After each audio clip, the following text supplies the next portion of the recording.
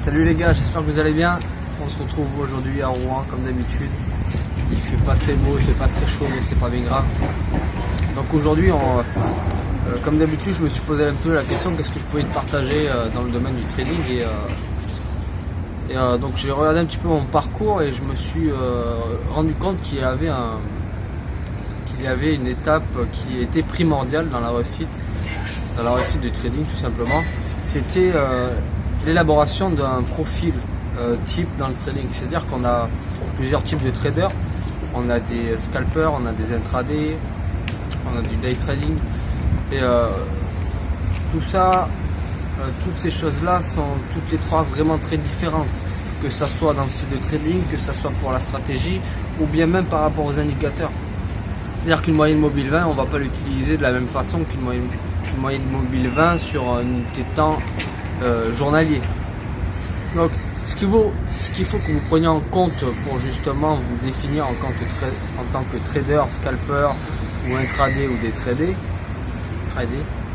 c'est déjà regarder votre emploi du temps.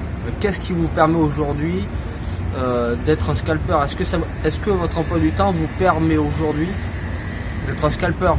Ou est-ce que vous avez par exemple qu'une heure par semaine ou qu'une heure par jour ou juste une matinée ou juste une après-midi ou que le soir? Il faut prendre en compte aussi les horaires parce que les horaires de trading sont très importants. Vous êtes sans doute, vous devez savoir sans doute qu'il y a des horaires. On a le côté européen de 8h à 14h, de 14h à 16-18h on a les Américains et ensuite on a tout l'Est du monde, les Asiatiques, les Japonais qui sont sur les marchés. Donc ça aussi c'est à prendre en compte, c'est-à-dire que si vous êtes là le matin, il va falloir que vous captiez aussi un petit peu le style de trading des Français, par exemple, des Londoniens, parce qu'on n'a pas du tout le même style que les Américains ou des Japonais par exemple. Il suffit d'aller voir par exemple sur l'euro USD et l'euro JPY, vous verrez que les graphiques sont complètement différents. L'euro JPY il est beaucoup plus USD JPY par exemple, il est beaucoup plus respecté. Les cycles sont beaucoup plus doux, ils sont beaucoup plus marqués. Ça va dépendre aussi de l'unité de temps que vous allez aborder avec ça. Donc voilà, déjà ces éléments à prendre en compte pour que vous puissiez vous définir en tant que trader quel profil, je veux dire, vous devez avoir. C'est-à-dire que moi personnellement je sais que, et c'est par défaut ou par choix, ça dépendra des moments, mais je sais que le matin j'ai envie de trader et pas l'après-midi, donc ça je vais le prendre en compte.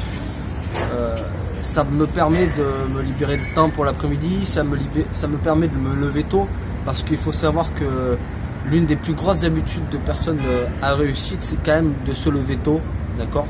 Donc moi je me lève toujours à 5h, 6h, j'ai mes petits rituels, comme ça je me mets sur mes écrans à partir de 8h, puisque je traite le DAX, et jusqu'à 14h je suis devant mes écrans, tout simplement, et l'après-midi j'ai l'après-midi de libre. Ce qui me permet d'avoir un style de vie qui reste quand même très confortable. C'est-à-dire que le matin, voilà, je travaille et l'après-midi, je sors. Et ça, c'est un choix personnel. Moi, je vois, je me rappelle plus du tout comment il s'appelle, mais c'est un fou du trading. Benoît quelque chose. Il est absolument incroyable. Cette personne arrive à rester devant ses écrans de 8h à 22h le soir et il est encore là, quoi. C'est vraiment un truc de fou. Donc aussi posez-vous la question si vous devez à quel point vous allez aimer le trading, d'accord, à quel point vous allez l'aimer, parce que Benoît lui il adore ça, il bouffe trading, il pèse trading, il mange trading, c'est vraiment un fanatique de trading, ce qui lui permet de rester accroché derrière ses écrans, d'accord. Si par exemple vous avez une vie atypique et vous aimez pas trop les écrans mais que vous aimez le trading, favorisez quelques horaires plutôt légers. Et puis surtout, peut-être si vous débutez et que vous avez besoin de conseils, le conseil que je peux vous donner par rapport à ça, c'est de commencer déjà sur des grosses unités de temps. Pas pour trader, mais simplement pour vous entraîner, pour avoir un petit peu l'œil, des figures qui peuvent se former, des réactions qu'il peut avoir par rapport au support, aux résistances. Et petit par petit, regardez dans les unités de temps très serrées comme le 1 minute, le 5 minutes qui reste quand même un style de trading abordable à tous et aussi passionnant, parce que moi je trade en 1 et 5 minutes tout simplement. Et voilà.